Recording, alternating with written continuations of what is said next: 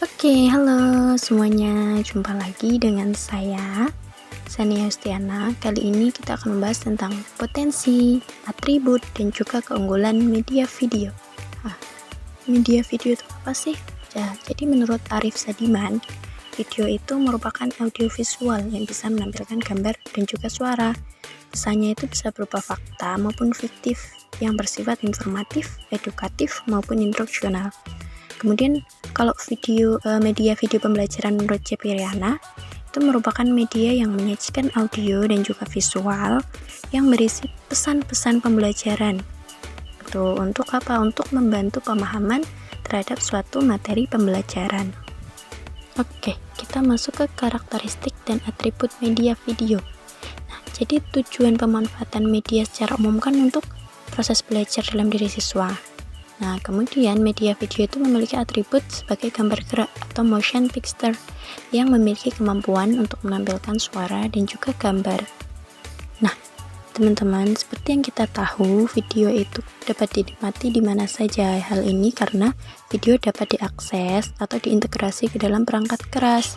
Kemudian, video juga bisa memiliki perkembangan yang terkini, yaitu bisa menampilkan gambar dengan kualitas yang tinggi atau high definition.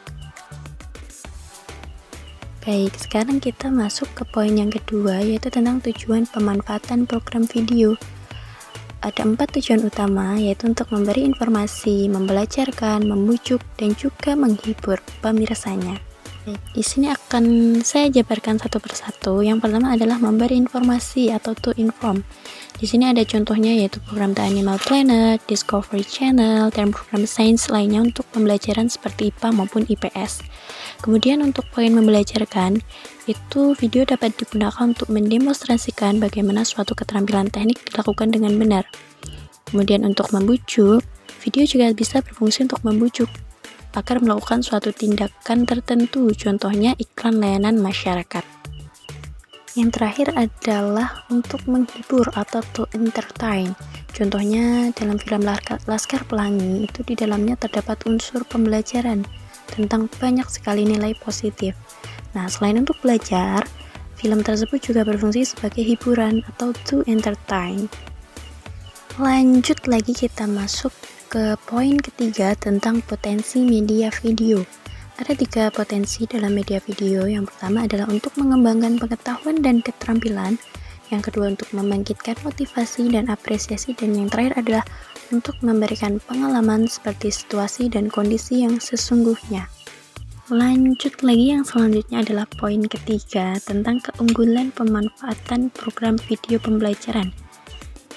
Ada 7 keunggulan pemanfaatan program video pembelajaran. Yang pertama adalah untuk menarik perhatian, kemudian untuk memperlihatkan gerakan, mengulang adegan yang secara akurat, kemudian untuk mengungkapkan sesuatu yang tidak sepenuhnya dapat dilihat oleh mata, menampilkan unsur visual secara realistik, menampilkan warna dan juga suara, dan yang terakhir adalah untuk membangkitkan emosi.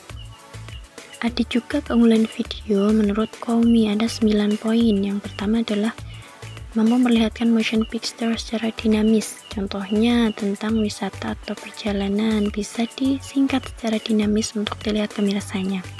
Kemudian yang kedua, mampu memperlihatkan tempat yang sulit dijangkau atau berbahaya apabila dikunjungi. Contohnya aja tayangan berita tentang tsunami ataupun kawah gunung berapi yang kita bahaya bila kita mengunjungi secara langsung. Lalu yang ketiga adalah video mampu mempercepat gerakan sebuah proses yang lambat dan memperlambat apa yang terlihat cepat. Contohnya aja untuk melihat detail bagaimana cara burung terbang dengan teknik slow motion. Yang keempat adalah video memperlihatkan objek atau benda dari sudut pandang pemirsa. Contohnya aja pada teknik pengelasan, kita dapat melihat melalui video bahan-bahan pengelasan metal itu secara aman tanpa harus takut terkena percikan api. Yang poin kelima adalah video itu bisa menampilkan dalam format 3 dimensi. Kemudian keunggulan video yang keenam adalah mampu memperlihatkan adegan dramatis baik yang melalui skenario maupun nyata.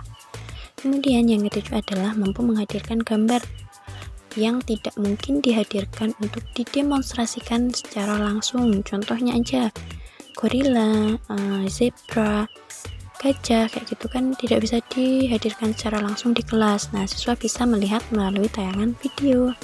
Kemudian yang kedelapan adalah untuk keperluan pembelajaran yang spesifik seperti sejarah. Contohnya aja, bagaimana Perang Dunia Kedua berlangsung, bagaimana peristiwa proklamasi, dan lain sebagainya. Yang terakhir atau poin ke-9 adalah video bisa sebagai sumber informasi yang perlu ditindaklanjuti dengan aktivitas pembelajaran lainnya. Contohnya aja video untuk pemicu diskusi di dalam kelas, kemudian lain-lain sebagainya. Oke, kiranya materi hari ini itu ya. Kemudian saya akan kasih kesimpulan apa yang kita pelajari pada hari ini.